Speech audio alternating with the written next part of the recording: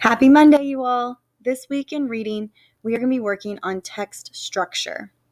Text structure is how the author organizes the main text or words in a passage or a book or an article, something that you are reading. Text structure is found in nonfiction texts, just like text features, what we studied the past 3 weeks. So text features are the extra information, and they're photographs or illustrations, captions, glossary, index, all of those things that give you extra information. Text structure is just how the author organizes the story. The form of text structure that we are focusing on this week is compare and contrast.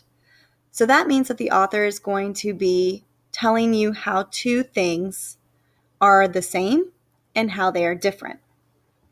So the word compare means how they are the same, and the word contrast means how they are different.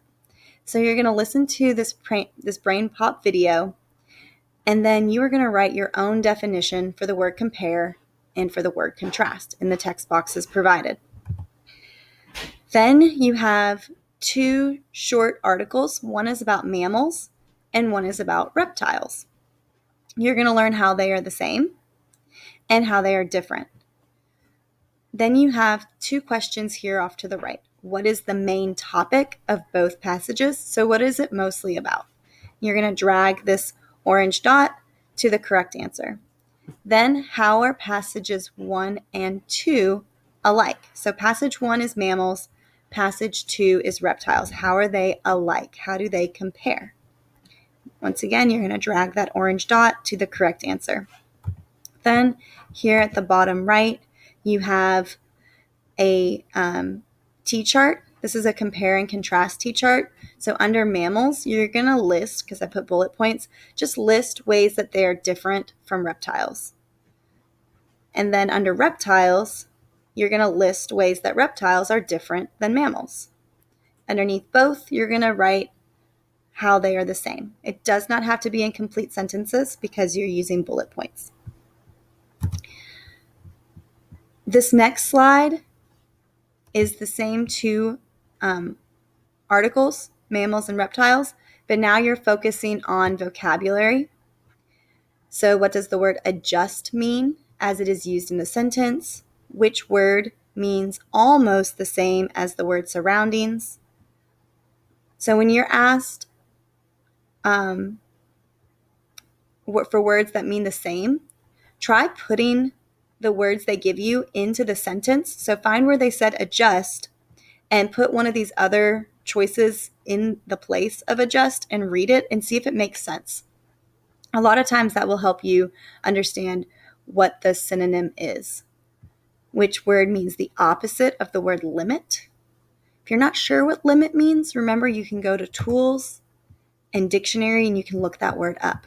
Remember to read all definitions and see which one makes sense.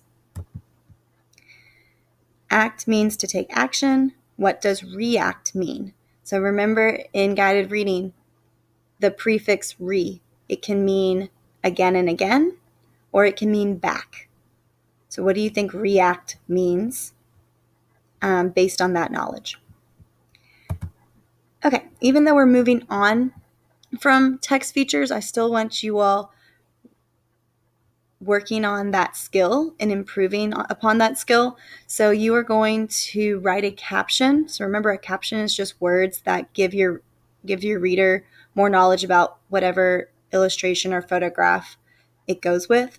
So in this case, you have an illustration of a buffalo and an illustration of a lizard, and you are going to write a caption about those 2 types of animals using the keywords.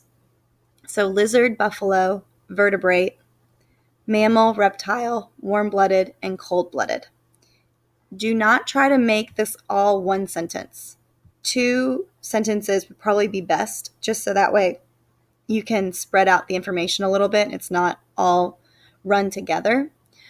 The only word that you're going to use twice is vertebrate.